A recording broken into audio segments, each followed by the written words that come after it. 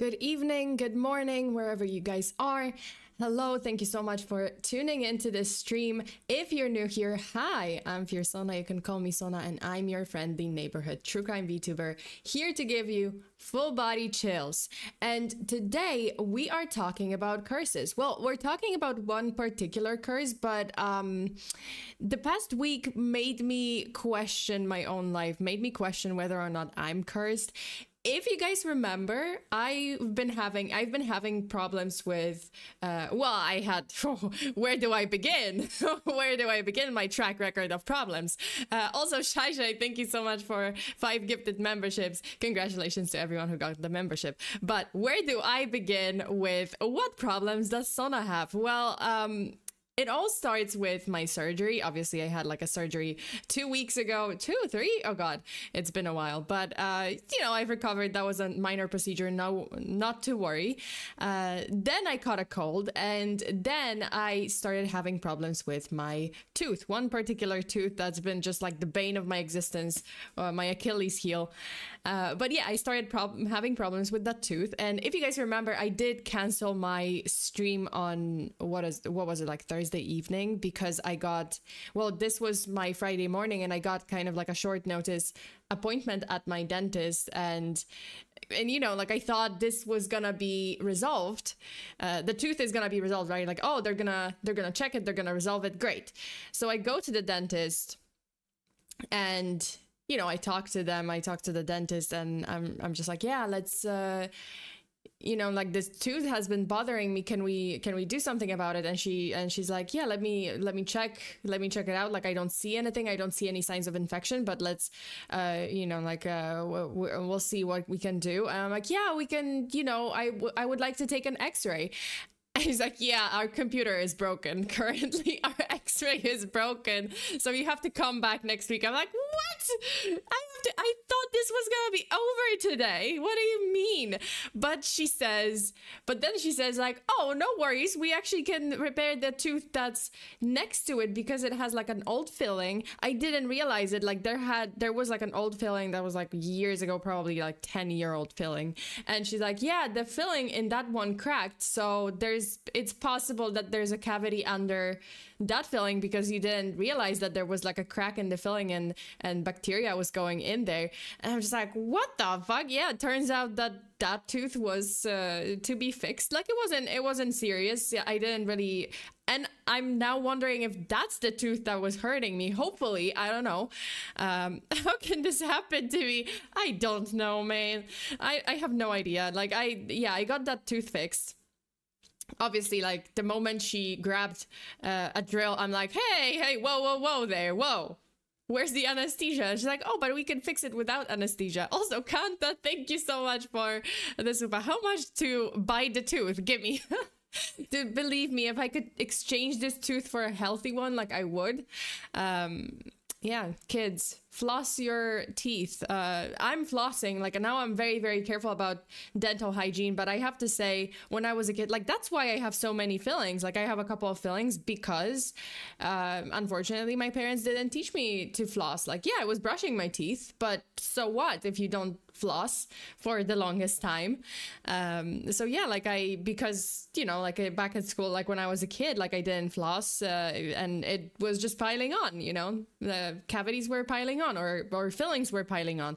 It's not that the cavities were super serious, but the fact that there's a filling means that now it can crack and another cavity can form under the filling, which is it's ridiculous. But yeah, I have to go back there for the x-ray next week. But yeah, like the dentist grabbed the drill and I'm like, whoa, wait, let's not wait. Anesthesia. And she's like, oh no, it's okay. Like it shouldn't hurt. I'm like, well, just because you said it shouldn't doesn't mean it's not gonna hurt. I am not taking that risk. And she's like, oh, fine. I think she's annoyed with me. I think my dentist is like done with me, but I am not risking anything. Dude, I am willing to get anesthesia. I was like one step away from getting anesthesia for like teeth cleaning because my teeth are super sensitive and cleaning actually hurts a little bit. So I was like, can I get anesthesia for that? And she's like, for teeth cleaning? Are you kidding me? I'm like, oh, but I don't want to. That's the only only way I'm not gonna shake like a fucking vibrator. Oh, wait, whoa, what? in the chair. Also, Bacon, thank you so much. If I could exchange this tooth for a healthy one, evidently Sona, despite being in her 80s, has never heard of dentures. Dude, I am actually one step away also from just getting implants. Like, I don't know. It's just, there's a couple of teeth that I have, like the back teeth that just have fillings. I don't like that. And well, yeah, like I have a couple that have fillings, and I just hate it. I just hate it so much. I hate that. I mean, I know it's normal. I know that people get fillings and it's not a big deal, but I just hate the fact that unfortunately, like my parents didn't teach me how to floss. Like they didn't floss. Surprise, surprise. Their teeth are not great. Like, yeah, they're okay, but they have a lot of fillings too. That should have been my first hint. But yeah, unfortunately. And then like I started flossing religiously and later in life, you know, like after I found out like, hey, actually you should be flossing. Woohoo. But yeah, Kelly, thank you so much for being back. Thank you so much for returning to the stream. This is what I come here for. The hard-hitting tooth Sona stories. I don't know. Listen, yeah, like I'm without anesthesia, I'm gonna shake in that chair. So I was just like, when she told me like, oh no, we can fix this tooth without anesthesia, I was like, do you want to do your job? Do you want me to, like, do you actually want to be able to drill this tooth, or do you want to not be able to drill because I'm shaking? And he's like, oh, okay, that's a good point. Fine. So she gave me, like, the problem, see, the crazy part is most people would love to not get that anesthesia because it's a fucking injection in a couple of injections in your gums, right? Big as freaking syringe, big as freaking needle, and it goes into your mouth, and you know, like the dentist injects it into your gums, like just stabby stab. That's the part that doesn't hurt me, and I'm not scared of that. Like I'm not like at all. Anesthesia I get it, like just give it to me any day. Like I'm okay with that. It actually doesn't hurt me. That's I just like years and years of horrible dentist experiences, and I am so desensitized to anesthesia, to the injection into my gums, that I'm just like, yeah, please please, this doesn't hurt. And also like later it just, yeah, like it's anesthetic, so like soon it just stops hurting. No, you're not joking. Why is the needle so damn big? Why does it have to be that big? Yeah, like it doesn't bother me. That part doesn't bother me at all. I'm just like, hit me. However, and she's like, oh, but I might have to do a couple of injections in the gums. Is that okay? I'm like, please, it's okay. Okay, do as many injections as you want. Like, this is not the scary part. Me, like, I'm scared of the part that comes after that. I'm scared of the drill. I'm scared of the sound. I'm scared of the fucking, you know, smell, everything. That scares me. Like the injection, I could sit there for an hour and for her to just like do a bunch of injections, like inject me with the anesthetic as much as possible. I could take that. I can't take the drilling. And yeah, like it didn't hurt. You know, I got anesthesia, it didn't hurt, but did you have a funny anesthesia moment? Oh, no, it's not that kind of anesthesia. It's just the numbing one. Like, it's not, you know, it doesn't really, it's not like a laughing gas or anything. It's actual, you know, syringe needle into your gums. So it doesn't affect your, you know, ability to like understand things, or, you know, it's not, yeah, like it's just not that type. But yeah, you know, no, like, I mean, yeah, needles are, see, like I'm fine with needles. Needles are completely fine. Like blood testing, you know, if they have to take my blood, like blood drawing or whatever, like they have to take my blood, I'm fine with that. I can even watch them like go into my arm. I'm okay. Show me a dentist drill and I'm just like, oh, no, please, I'll have all my money. It's okay. Just take whatever you want. Just don't make me look at it. Don't make me listen to it. It scares me. It scares the shit out of me. Anyway, yeah, the other tooth was fixed. Well, the old filling was fixed. So that's good. But unfortunately, the x-ray was broken. So I have to go back to the dentist the next day. Well, the next week, I think in a week, to check on that other tooth. Just my luck. So I might be cursed. Well, it is what it is. take Intankun, not me. Yeah, but can we just establish that whatever cavities I have, whatever teeth I have to fix, you're gonna just fix Intankun, and like that's gonna somehow magically transfer into my mouth? But that's not how it works, unfortunately. So that's what it is. Lesson for you guys, every single one of you, please floss your teeth, please brush your teeth. Even if you brush religiously, it's not enough. So just floss your teeth, use mouthwash, because otherwise you're gonna end up like me with like, you know, a bunch of fillings that you have to fix every few years because they crack and more cavities may just form, and it's ridiculous. Like now, well, the problem is, now I floss religiously and I brush teeth religiously, and you know, like I make sure that every night I floss and I make sure that there's nothing in between my teeth. You know, I brush, I rinse my mouth with mouthwash. But so what? Now that I have those fillings, it doesn't matter how much I brush or floss. Like, doesn't matter. It can, if the filling cracks, it just doesn't matter, because it's just gonna, yeah, like it's just gonna be infected. Like, well, infected, yeah, like a cavity is gonna form if the old filling cracks. So I have to just be very careful about just changing the old fillings. Did anyone have a funny anesthesia moment? Well, my surgery, yeah, like I didn't. I did have a funny anesthesia moment years ago when I had my first surgery for appendicitis. So my appendix had to be taken out. And the problem was, like, usually, you know, they put you under. You're not supposed to hear anything. You're not supposed to feel anything, right? Like, you just fall asleep and then you wake up. Usually that's how it is. But apparently it sometimes happens that some people that can still hear. And I was one of those people. So when I had my appendicitis surgery and they put me under, I could actually hear everything that was happening in the operating room. I could hear their conversations. I asked the doctor, because he was like talking during my surgery, they were talking about like cars and how he was selling his current car and buying another one. And I asked him, I asked him after the surgery when I opened my eyes, you know, like I woke up and I asked him about the car, and he's just like, how do you know about this? Like, how do you know? Like, that's a what? And I'm like, yeah, I heard you. I heard everything that you said. And he's like, holy shit. Yeah, I could hear everything. Not this time. This time I just passed out, woke up, the surgery was done. Yeah. All right. Okay, you guys. Hi, what's new? Hi, Eldrizil. Thank you so much. Or Eldrazi? I'm sorry if I mispronounced it, but Eldrazi. Hi. Hello. Okay, so we are talking about curses. I might be cursed. Who knows? But today we're talking about one particular curse.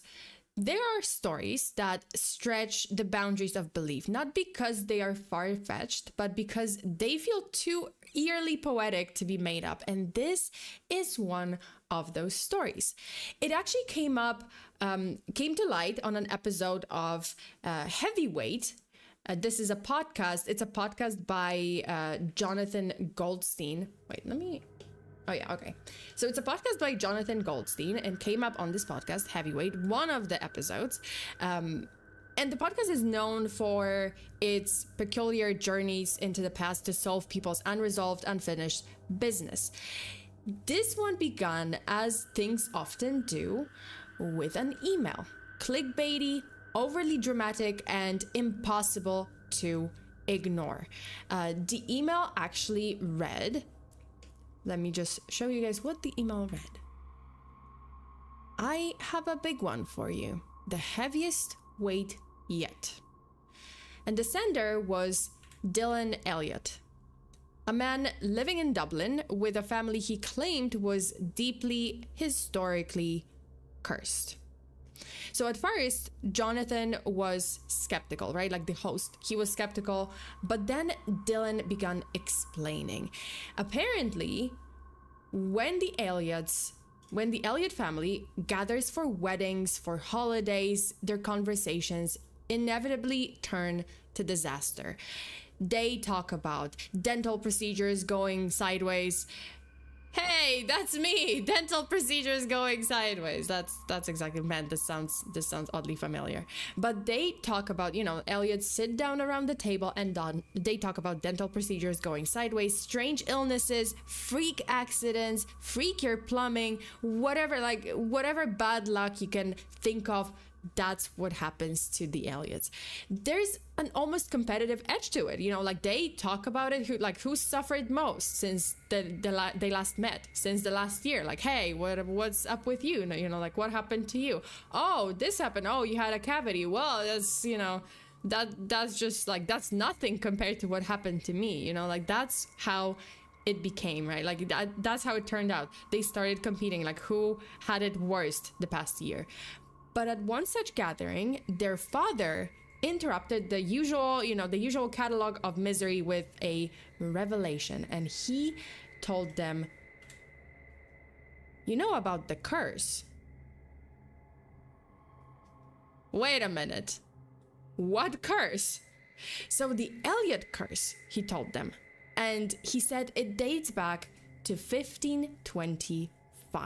500 years. They're like, what the fuck? What are you talking about? He's like, yeah, our family is cursed. And they're like, excuse me? Wait, how are we hearing about this now?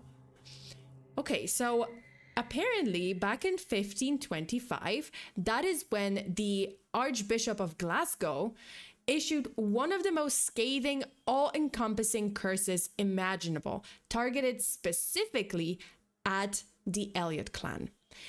And to understand why, we need to go back to the Scottish-English borderlands of the 16th century, a region dominated by chaos and by border reivers. Families in these parts, so these are the families of raiders of those parts. So they were known, like several families, they were known as the border reivers, and they were a law unto themselves, constantly crossing the border, stealing, raiding, and fighting for survival. They built reputations as both fiercely loyal and lethally. That was basically mafia of Scottish mafia, 1500s.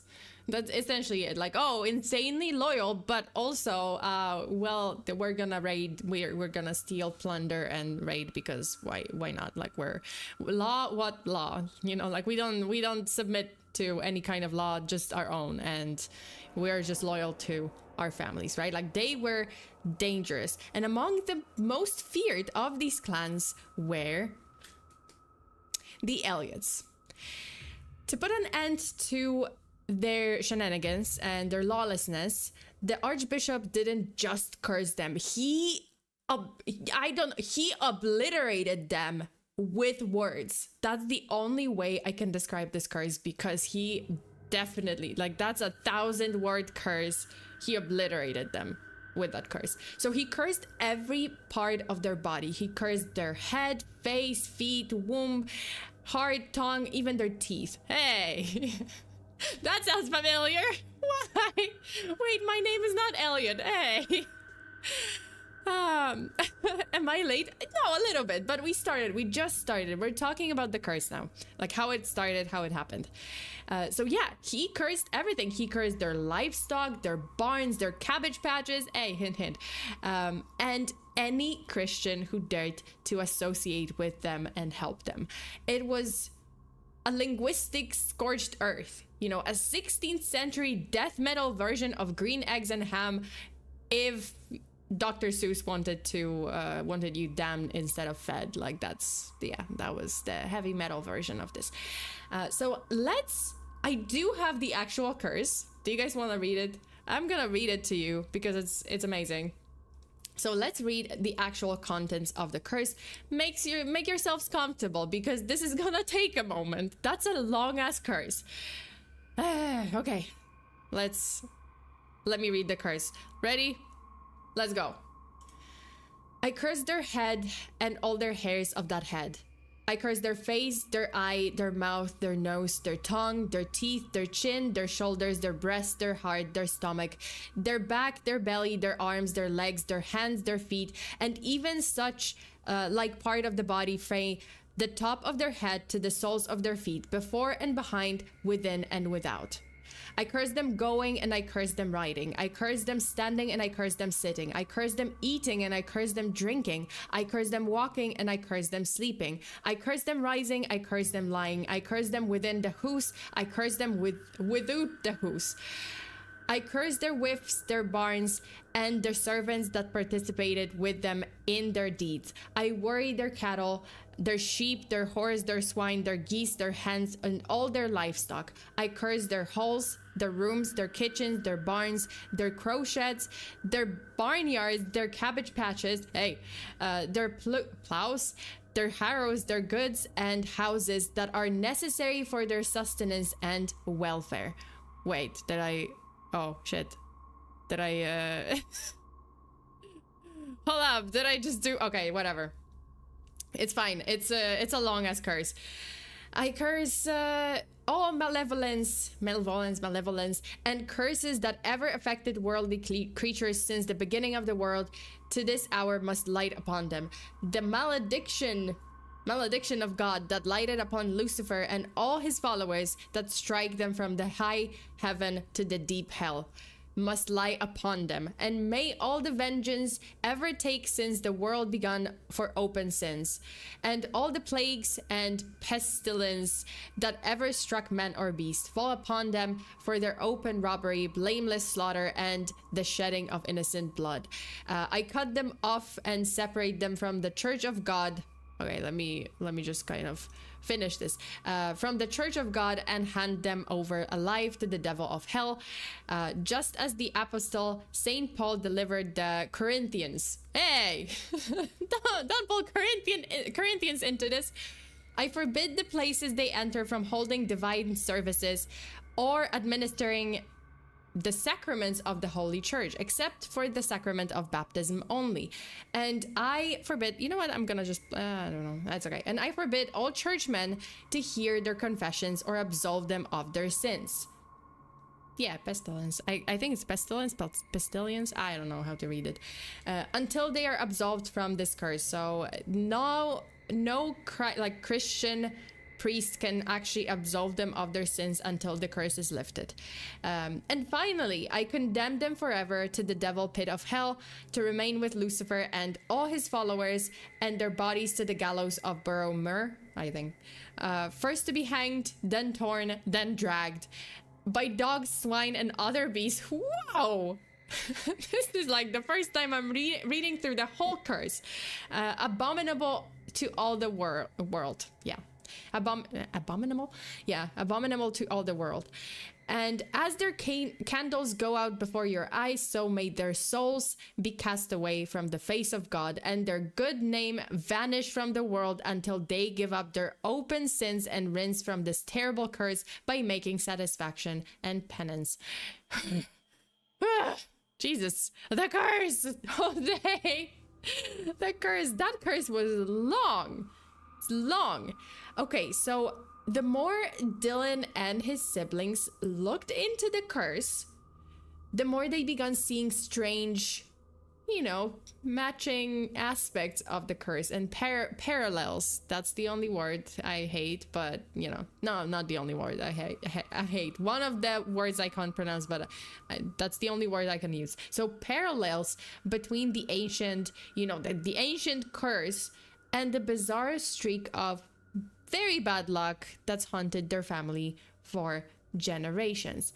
For instance, Dylan was born flat-footed, something that caught his attention after hearing the curse's reference to the soles of their feet. And he was also born tongue-tied.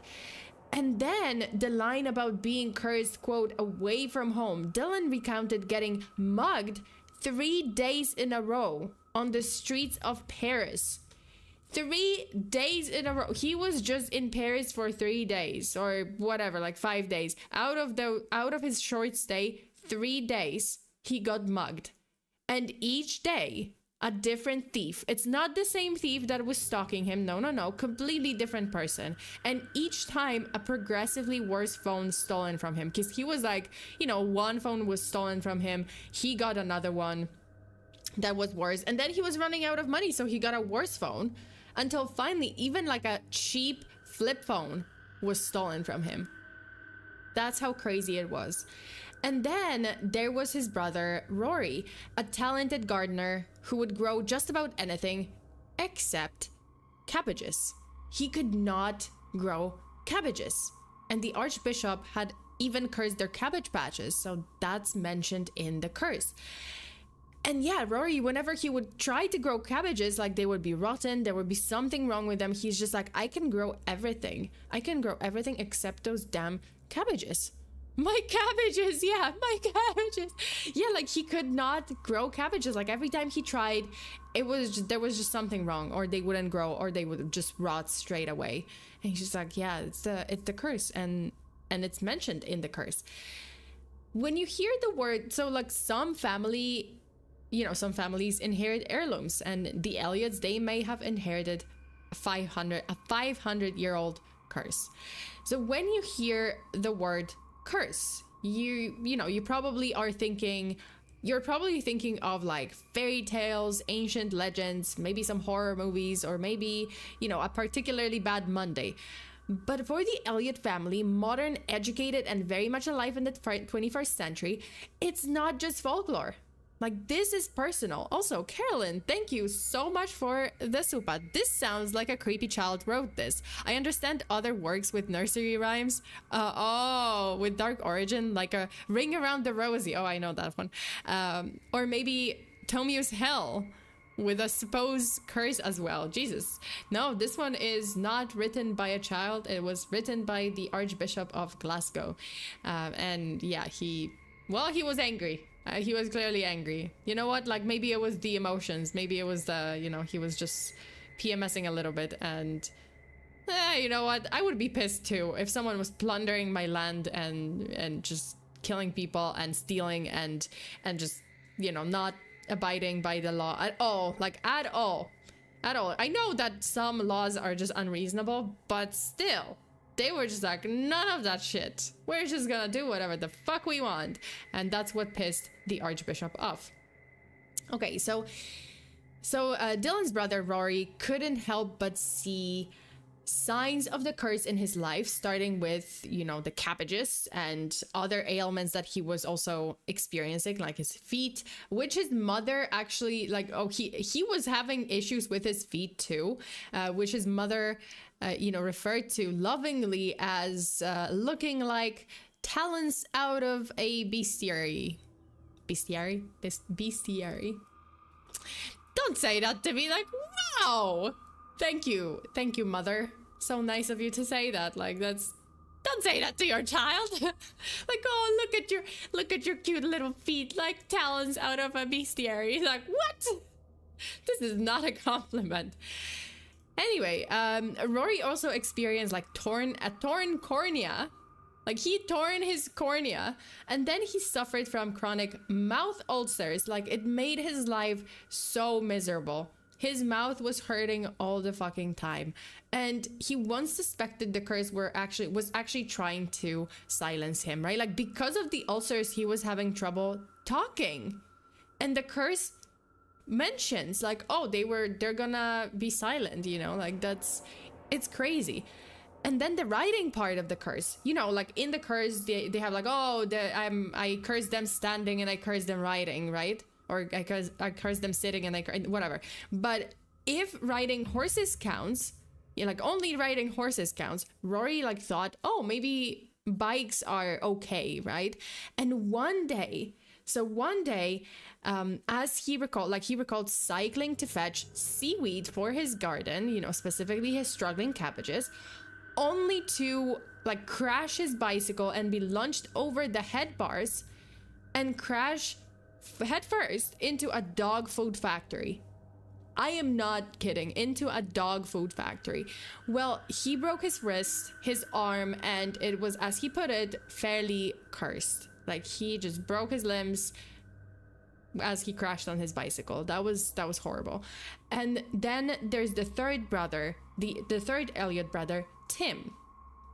He is a self-proclaimed skeptic, but also someone who's been mugged 5 times.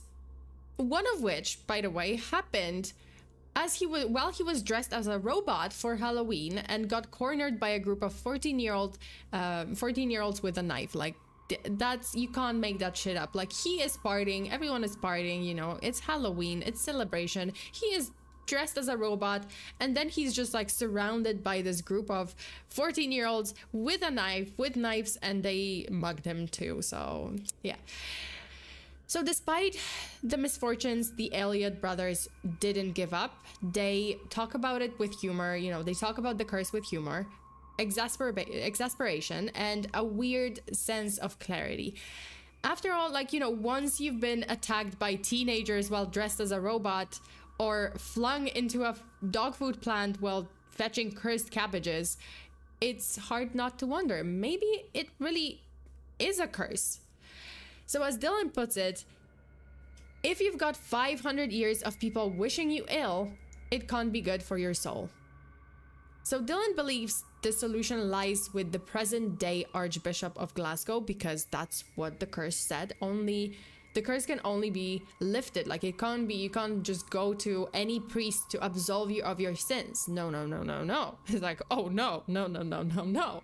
You have to go to the Archbishop himself, and it has to be lifted by the same authority, right? Like, oh, by Archbishop. So the only figure he says has the authority, Dylan said, has the authority to lift the centuries-old curse. Though others have appealed to the church, their letters and requests have gone unanswered. So others have tried before, others from the Elliot clan. Desperate for a break in their string of bizarre bad luck, Dylan eventually turned to Jonathan Goldstein for help. It wasn't just Jonathan's compassionate reputation as a storyteller that drew him in, as a storyteller and like a person who helps people resolve their unresolved issues.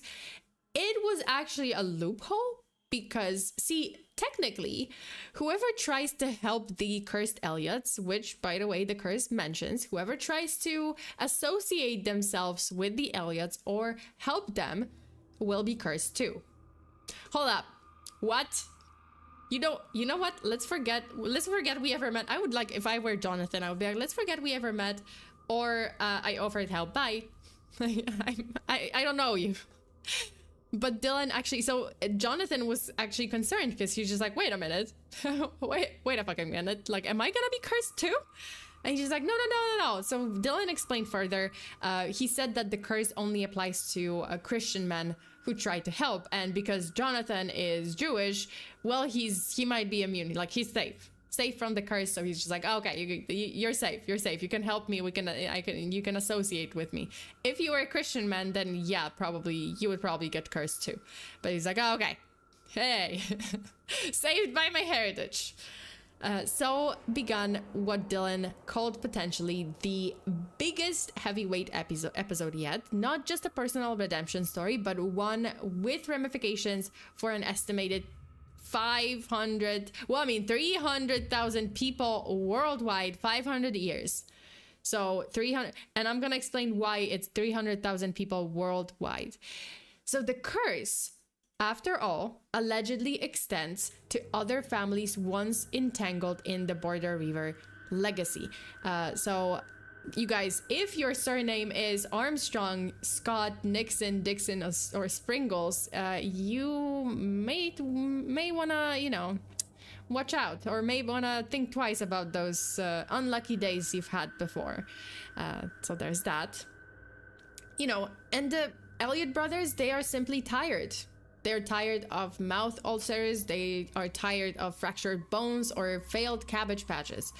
Rory actually dreams of growing cabbage in peace. You know, he wants to make wine out of cabbage. I'm not kidding. He wants to make alcohol and wine out of cabbages. Tim, the other brother, he imagines like finally receiving funding for his long-stalled PhD in history. Like, he was working so hard and he cannot get that funding. Even the small aspirations feel monumental under the weight of this generational curse. Their plea isn't just for themselves, it's also for the extended clan. And where do you start when you want to dismantle a 500-year-old curse? You go to the top. And in this case, you go to Margaret Elliot, the ceremonial chief of the Elliot clan society. So Margaret, who inherited the role from her father, she is like treats the curse as a, let's say, historical curiosity, more historical curiosity, Jesus, I can't speak, than a threat. And in fact, she'd never given it much thought until Jonathan called. Like, she was trying not to think about it too much, or like not to treat it that seriously. But then there's this Jewish guy who keeps calling her and keeps asking about the curse. So while she politely dismissed the notion that, you know, soil conditions or airline disasters could be traced back to this centuries-old spell, she listened to the brothers' stories, you know, cabbage patches and everything. Whether or not the curse is real, one thing is, the suffering these men carry is very real. And if breaking the curse means rewriting their narrative, rewriting their life, even symbolically, then maybe that alone is worth trying. First, Margaret warns Jonathan during their call. So she, you know, like, Jonathan calls her, they talk about the curse, but then she goes like, don't tell other Elliots about the curse, because only a small group, like a small number of people in our clan actually know about the curse. So if they don't know, if they don't already know, don't tell them anything, right? Because, like, why bother someone? Why worry someone? This is not necessary. And to make her point, she tells Jonathan about a public artwork known as... So she's like, hey, it's not just me talking. There's like this story that I have for you. There was this public artwork known as the Cursing Stone. This is a picture of the Cursing Stone. It's a 14-ton granite boulder engraved with the original curse, right? It was engraved with the contents of the curse. It was commissioned in 2001 by the city of Carlisle. It was meant as a bold cultural statement, you know, like defying, like, oh, let's show the world the curse, we're not afraid. But the fallout was anything but symbolic. After the stone was unveiled, the city was hit with catastrophe after catastrophe. The worst flood in 200 years, a foot and mouth disease outbreak, factory closures, a losing streak for the local football team, and the shutdown of the River pub. It was like the long-standing business in town. It was, to say the least, suspicious timing. Like, it was just so bizarre, you know, that you put this boulder up, like you put this boulder in our town, which is in that area of Scotland, you know, like where the border reavers operated. You put this boulder with the curse engraved on it, and suddenly it's a disaster after a disaster. Like, oh, sorry. Of course they had to be scuffed, because there always has to be scuff when it comes to my streams. Hey. Yeah, so there was a disaster after a disaster in Carlisle. The moment they had the stone like put up, or the boulder put up, after, you know, after a while, like, it was taken down, it was removed, and Gordon Young, the artist who created the Cursing Stone and a descendant of the Reavers, like border Reavers himself, he wasn't convinced. He claims that he's been lucky his whole life, but you know what? The town was freaking out, so he took it down. You know, like, he agreed to take the boulder down. And he was just like, no, I've been lucky my whole life. Like, the curse is not real. Isn't that nice? Isn't that nice for you that you've been lucky your whole life, but some of them were not so lucky? So how about shut the fuck up, take the boulder down? We love the scuff. Scuff forever. Scuff always, scuff forever. I have to. Maybe I should make a merch like that. Scuff forever or ScuffSona. I mean, he's right. Hey, what? Wait, so just because he is lucky, oh, I'm lucky, I've been lucky my whole life, the curse doesn't exist. And it's just like, wait a minute. But maybe it just didn't, or maybe you're not really a descendant of the, nah, never mind. He is a descendant of those families, but, you know, maybe it just didn't, I don't know, didn't touch you as much or something. I don't know, maybe so far you've been lucky. Okay, so in search of further evidence, Jonathan turns to the phone book and he begins calling Elliots at random, asking about their lives, their luck, and their cabbages. But most of them report being perfectly fine, you know, healthy, happy, and uncursed, which leads to an uncomfortable question. Is the curse real, or is it something more personal to Dylan and his brothers? Because Dylan and his brothers and like his immediate family, they were the most affected by this like supposed curse. Like their family, their closest family, they were kind of like a cluster of very unlucky individuals in the whole clan. So the answer might lie in the family's past. Dylan's father, David, was the first one to tell them about the curse. But when asked to speak, he actually declined. Like when Jonathan asked him to speak to him, he declined, too afraid that even discussing it might invite the misfortune. So it's possible that because they were discussing the curse, because they knew about the curse, like, oh, maybe the curse just turned to them because he was just like, oh, someone's talking about me. Well, time to work. But yes, you know, like instead of Dylan's father, Dylan's aunt Jo steps forward. So we have Jo Elliot. So Jo shares a heartbreaking truth. When she and her siblings were children, oh sorry, of course I would have some scuff because why not? So when she and her siblings were children, their parents died together in a car crash. She was actually only 4 and she learned of their deaths not from a family conversation but by stumbling upon a newspaper clipping hidden in their grandmother's drawer. So unfortunately, you know, like the trauma ran deep. And to add insult to injury, not add salt to injury, yes, that's how I say it, to add salt to injury, but to add insult to injury, Jo and her siblings were later split up, sent to live with different relatives, and only found each other again in adulthood. It's super sad. Jo believes that this family tragedy, you know, like the sudden senseless loss, the loss of her parents, left a shadow over them all, you know, and she said, it was the worst luck ever. Well, Jo doesn't believe in the curse, although maybe she should. Yes. Zoom in, zoom out, zoomies. So she doesn't believe in the curse. She understands why her nephews might, you know, like in the chaos of grief, a curse can be comforting even. Like it can be a comforting evil, you know, something tangible to blame when life gets super dark. And if you can name it, yes. I really should like learn how to operate my stuff. Let me turn off my music because it's kind of anticlimactic. I mean, it's not, but I kind of wanted to just have my voice now and not zero music. Okay.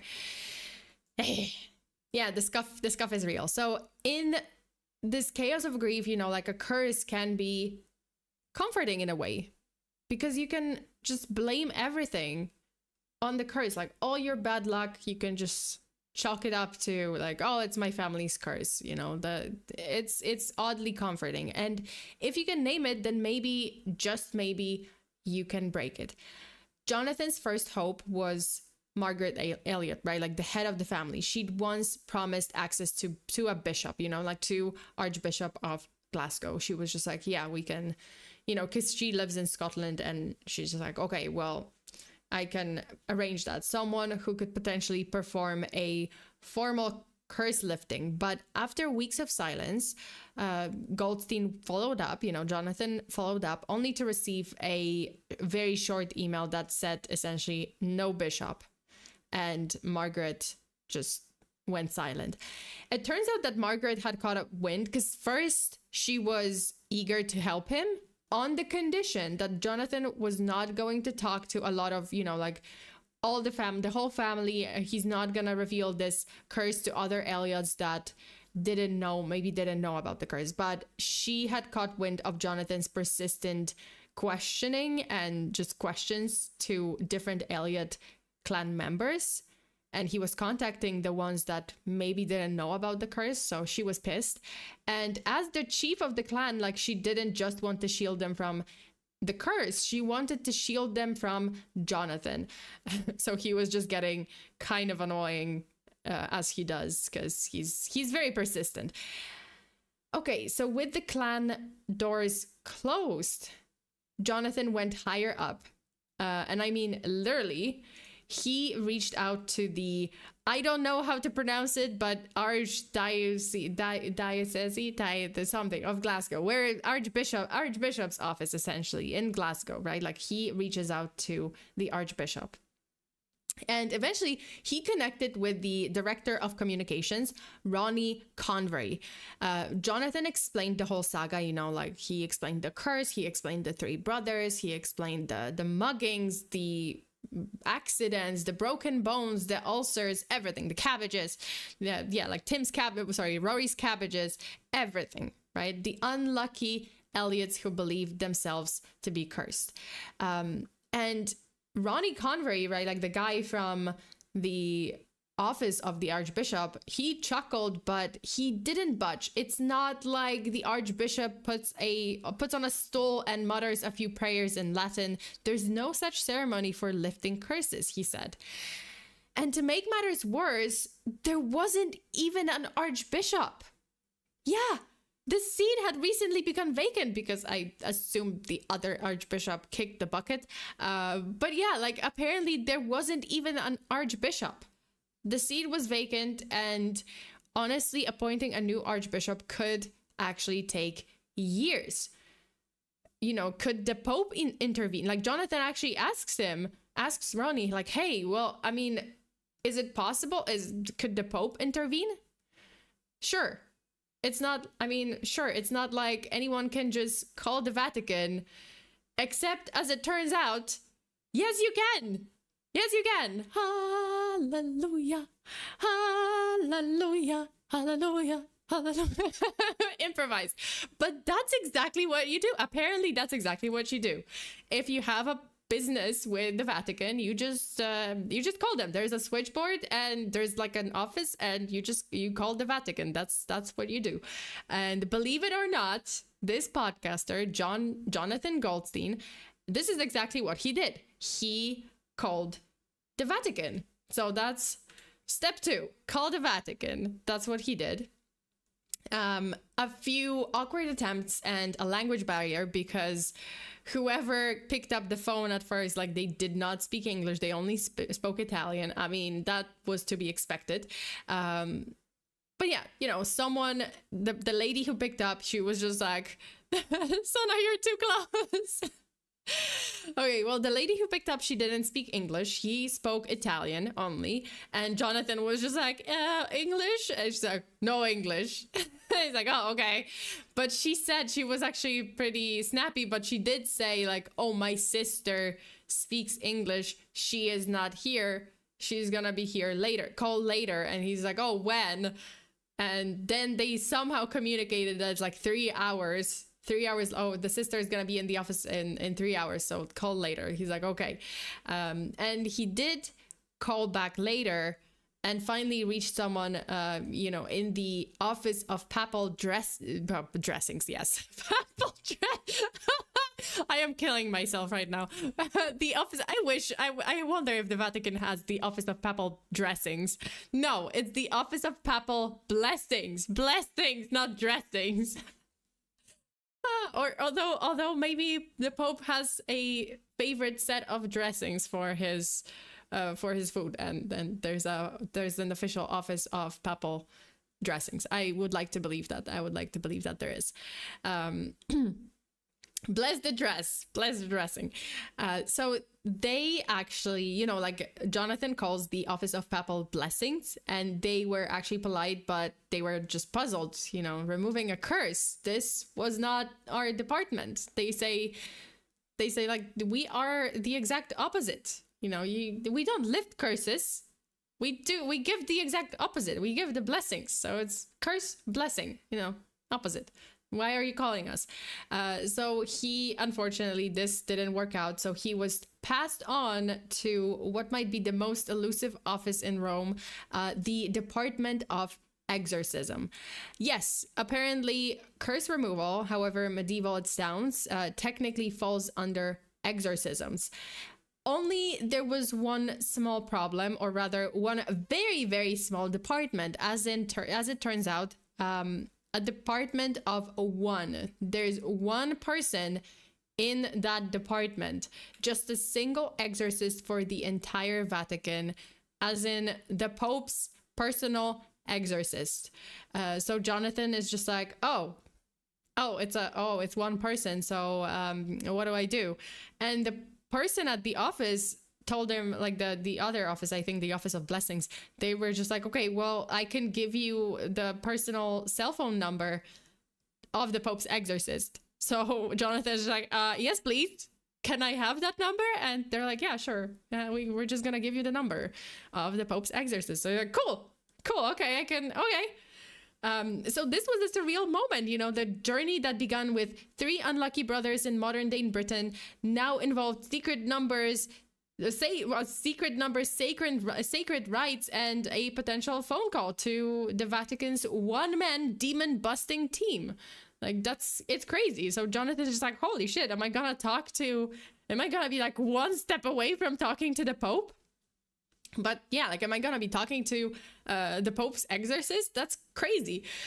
Okay, but, you know, Jonathan called him, and, well, Jonathan tried calling him at least, and unfortunately, he got the welcome to Verizon Wireless. The call cannot be completed as the call party is temporarily unavailable. Beep, beep, beep. That's what he dialed the number, but the number was just constantly busy. He actually couldn't get through to the exorcist, so that was unfortunately he didn't get through. And despite every roadblock, every dead-end email, every Vatican receptionist who promised to pass the message along, but they were getting kind of annoyed with Jonathan. So they were just like, it's you again. Okay. So Jonathan refused to give up on the cursed Elliots. He was just like, nope, I am not giving up. This is not over. For 8 long weeks, he and his Italian-speaking friend, co-worker Valentina, because he was just like, I don't speak Italian. Like, is there anyone in the office? And is there anyone here who can speak Italian? And it turns out that his co-worker Valentina, she was born in Italy and she speaks Italian. So they were together. They were like dialing the number they'd been given, you know, to the exorcist. And then no matter how many times they tried, the call just never went through. Silence, like again and again. And eventually, in one last shot in the dark, they reached back out to the Vatican switchboard. So they're like, okay, we're calling the Vatican again. And this time, they were transferred to the Secretary General of the whatever of Rome. This word, I don't know how to read it. You would think that there's a progress, but not quite. The secretary told them that they need to speak to someone named Padre Malili. This guy. So they need to speak to this guy. Either way, that lead also fizzled out. Like, just didn't really work out. Padre's secretary redirected them yet again, and apparently this wasn't a local issue. So they called the secretary, and this secretary says like, oh, but the curse doesn't just apply to the Elliots that you speak of. It technically applies to every single person on this planet that is named Elliot. So it quite literally, it affects all Elliots globally. Everything, all the families that were involved. Like, if your name is that, technically you are cursed. So it is not a local issue, it's international. So the curse, she explained, with, you know, like, the curse didn't just affect this, like, oh, Elliots of Glasgow or Elliots of Rome. No. Like, you have to, like, cover all the bases. That's a lot of people. And a lot of area to cover. So what are we... you know, Jonathan was just like, oh, what do I do? What do we do? What the fuck? So the secretary actually told them like, no. You have to contact the Association of International Exorcists. Yes, it exists. This is a real thing. And my voice is going, curse. So yeah, this is a real thing. The Association of International Exorcists.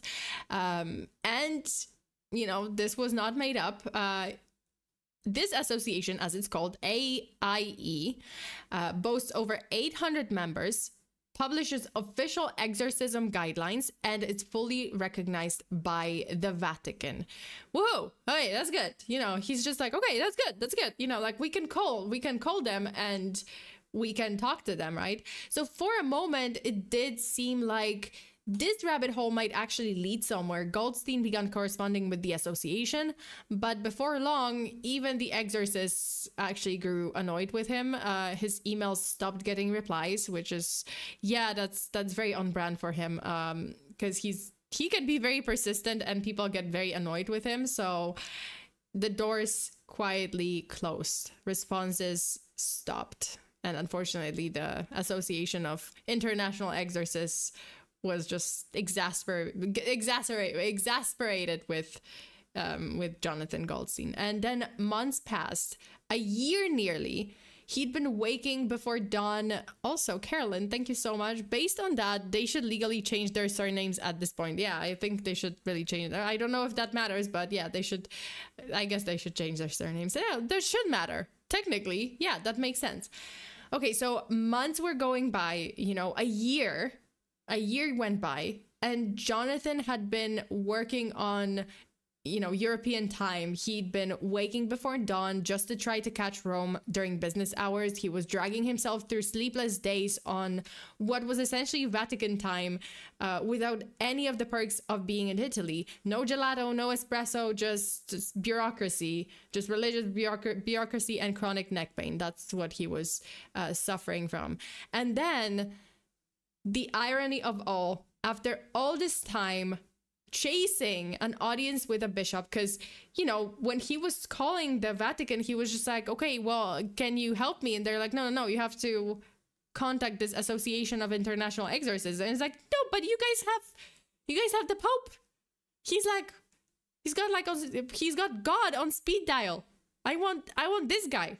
I want either his exorcist or the Pope. Can we? Because this is pretty important. It's a family that is suffering from the curse. And they're like, no, but international exorcist. No, but the guy who represents Jesus Christ. No, this guy. And they're like, no, we're going to stop responding to you. So he's like, oh, okay. Okay, well. Oh, well, we're going to move on. Yeah, so in the midst of it, you know, like there's a year had passed essentially, and he's just like chasing the Vatican, chasing all those exorcists, trying to get through to the Vatican, to exorcists, to the Pope. The irony of it all, a new Archbishop of Glasgow had finally been appointed. So a fresh opportunity, right? Maybe not. Because Goldstein left voicemail after voicemail with Ronnie Convery. So the same church communications, like church communicators or communications director he'd spoken with a year before. And it was kind of funny because he was calling his office, you know, previously Ronnie was actually eager to speak to him. But now when Jonathan was calling the office, the secretary would pick up. Like there was this one time a secretary picked up and she goes like, oh, who would you want to speak to? Who would you like to speak to? And he's just like, oh, can I speak to Ronnie Convery? Like, I would like to speak to him. And she's like, she kind of was like very excited. Well, not, yeah, like excited. She was just like, oh yeah, you know what? Yeah, he's in. Let me just transfer you to him. Can I have your name? And the moment Jonathan said, oh, it's Jonathan Goldstein, suddenly she changed completely. And she's like, you know what? He left the office just now. And he's just like, oh, okay, can I call later? And the secretary went kind of dodgy. She was saying something like, oh, well, his schedule is, I'm not sure about his schedule. I'm not sure when he's gonna be back. They were like literally dodging him. They were just like, no, if it's Jonathan Goldstein, do not transfer him to me. Like, just tell him I'm not here. But she was at first excited, like, oh yeah, he's here. Let me transfer you to him. You know, like, let me transfer you to him, to his office. And then it's like, oh, you know what? He left the office. Like, what? But yeah, you know, like, everyone was getting kind of annoyed with Jonathan. I mean, probably most people would, but he was just not giving up. And I respect him for that, because he knows that people get annoyed. He can sense that. He can obviously tell that people are annoyed with him and they don't want to speak to him because he's so persistent. But that's what he is. He is persistent. That's why those stories get resolved. Okay. So weeks passed with no answer. And yeah, eventually, like, someone picked up, but then the line went cold again because they just brushed it off. They just brushed him off. And it was becoming impossible to ignore the truth. You know, this effort had run its course. Jonathan actually felt like, okay, well, I've exhausted every single option. There were no more higher ups to reach because he tried literally reaching the Pope, and that was a no-go. No more departments left to call. The quest to lift the 500-year-old curse had hit a wall. With nowhere else left to turn to, and nothing more to try, Jonathan picked up the phone one last time. He called Dylan to tell him that he had failed. But then something unexpected happened. On the other end of the line, Dylan didn't sound like a man that he heard a year ago. You know, a man struggling with centuries-old misfortune. He sounded quite the opposite. And Dylan told Jonathan, you know what? Things are really good.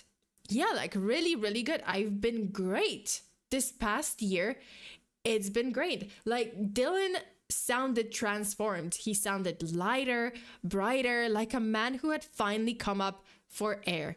And it wasn't just him. His brother Tim had been accepted into a PhD program with funding. Rory had moved to the west of Ireland, and he apparently befriended a donkey, and he was just living his best life with a donkey. And believe it or not, he had 0 injuries, no chronic mouth ulcers. Like, those ulcers vanished. And in an odd twist that felt like a final middle finger from the universe, Rory was now producing homemade wine from cabbages.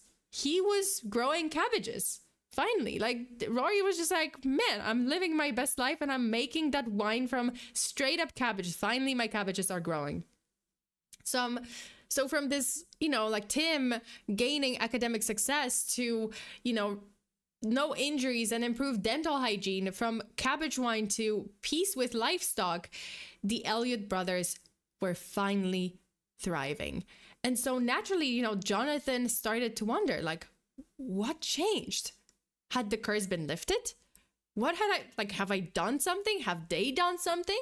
What happened in that year where I was struggling to get in contact with the Archbishop, with the Pope, with every single exorcist I could grab who could possibly lift the curse? Like, what happened in the meantime?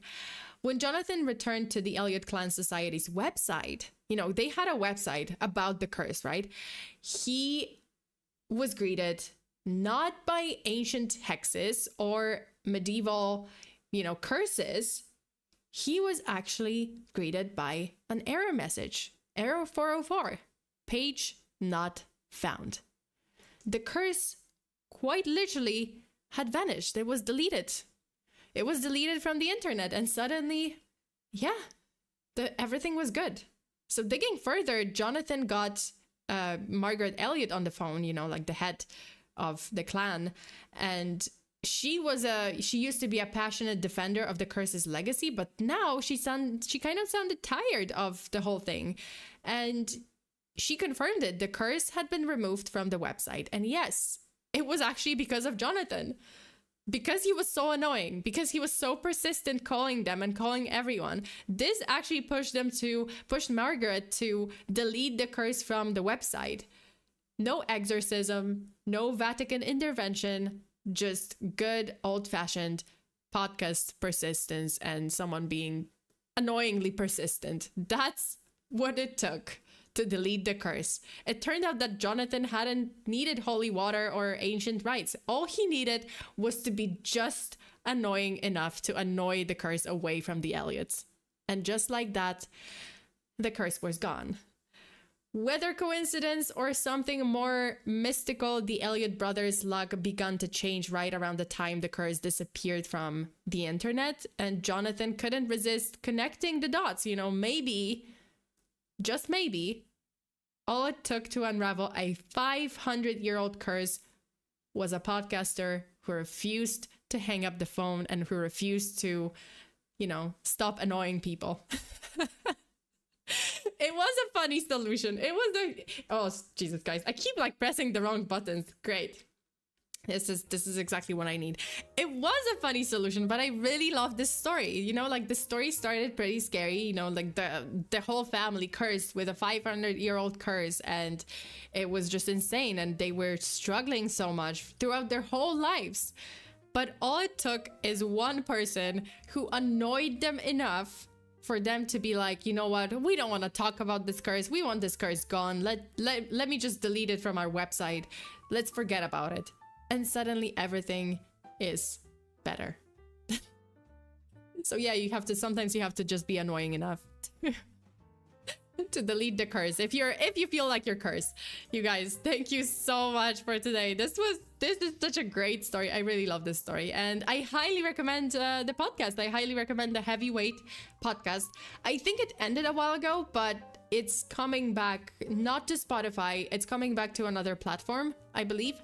But it's such a great podcast. It has so many like good stories. Not all of them are like scary, you know, like not all of them are like this. Some of them are just heartwarming, but I highly recommend it.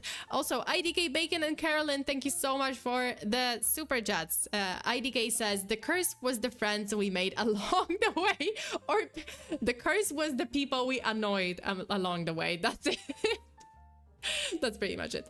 And Carolyn says, how to get rid of a curse.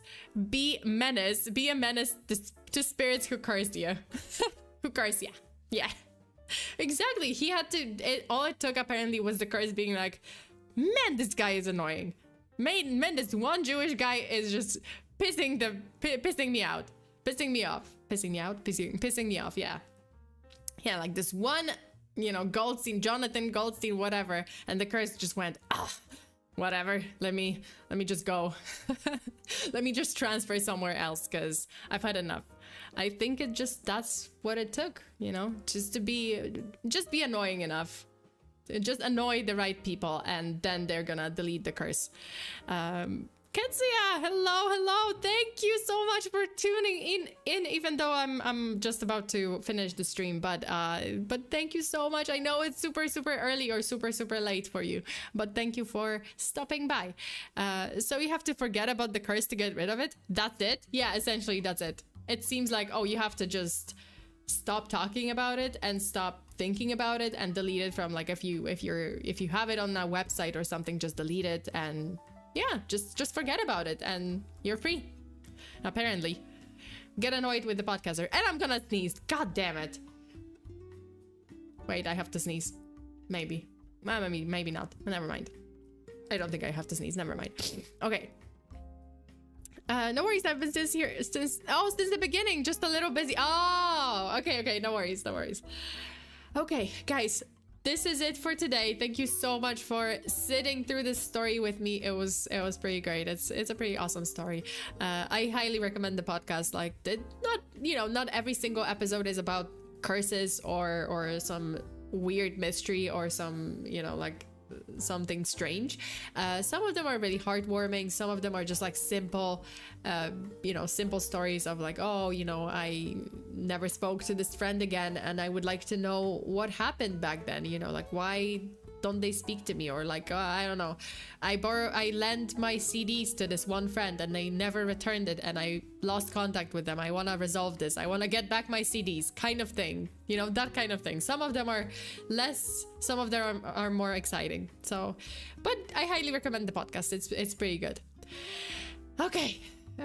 what do we have? What else do we have? Oh yeah, tomorrow I have a stream on Patreon, so there's gonna be a case. So if you're curious, if you would like to listen to a bonus case and find out more, find out about another unsolved mystery, then tune in to my Patreon stream at 6 p.m. Pacific time. Patreon.com/FEARSONA. You can check it out. Serotonin, thank you so much for being here. If you want another example of Jewish determination, look no further than Afghanistan, where the last 2 Jews in the country were released as prisoners because they literally wouldn't stop arguing. Gee, wait, is that true? Is that true? That's pretty incredible. That's actually pretty incredible. That is pretty incredible. I did not know about this story. But yeah, so tomorrow we have a case on Patreon, a bonus case on Patreon, and then we have a case on YouTube on Sunday 6 p.m. Pacific time as well. I think this time I won't be, you know, I won't have to reschedule the stream or anything like that, so don't worry, there's gonna be a stream on Saturday, Sunday. That's it. Also, Joshua, thank you so much for being a member for 14 months. Well, we see the new emote. Oh, yeah, you guys see the new emotes tomorrow. Yes, you do. Yes, you do. I haven't finished like all of them, but I have like 5 or 6 finished. So I'm gonna be showing them tomorrow during the stream. So you guys will have will get a sneak peek of the new emotes, the upcoming ones. Also, Bacon, thank you. Honestly, the curse sounded like the dude was throwing shit at the wall, hoping it would stuck. A bit too vague, you know. Possibly. You mean the Archbishop? Yeah. Well, he wanted to cover all the bases in, you know, 1500 standards. So he was just like, you know what? Let me just cover all the bases. And I don't know, maybe cabbages were like precious. That's why he specified like, oh, cabbages. You will never grow cabbages. Yeah, maybe, perhaps. Okay, that's it. You guys are gonna see the new emotes and a new case tomorrow on Patreon and then on YouTube. And then I have a VTuber collab on Monday evening, 14th, right? Like I'm not crazy. Am I crazy? I mean, debatable. Debatable, but sure. 14th evening, I have a VTuber collab with the Repo, I think. Repo, whatever. I haven't played this game, so that's gonna be interesting. Also, Baxter, thank you so much for being a member for 13 months. Lucky number 13. Hashtag Skinwalker case. Jesus. Well, we're gonna see. We'll see. I have a couple of cases planned. I just have to finish some of them, so there's that. Okay, thank you so much for today, you guys. That's it. That's all I have for you today. Thank you for sitting through this case with me. Stay safe out there. Always lock your doors and windows. Bury your hexes. Just be annoying if you want to get rid of the curse. Just be annoying enough. That's it. Just annoy people and they're gonna delete the curse themselves. No need for the Pope. No need for the Archbishop or the Vatican. But it's good to know that, hey, technically, you can just dial Vatican and just call them and be like, hey, I would like to speak to the Pope. They're gonna be like, no. And you can be like, yes, and be annoying. And maybe just maybe that's gonna, maybe you're gonna speak to the Pope, who knows. It's crazy that you can actually call the Vatican, and that's it. Yeah, so thank you so much. Stay safe out there. Always lock your doors and windows. Bury your hexes. Until the next time. Bye.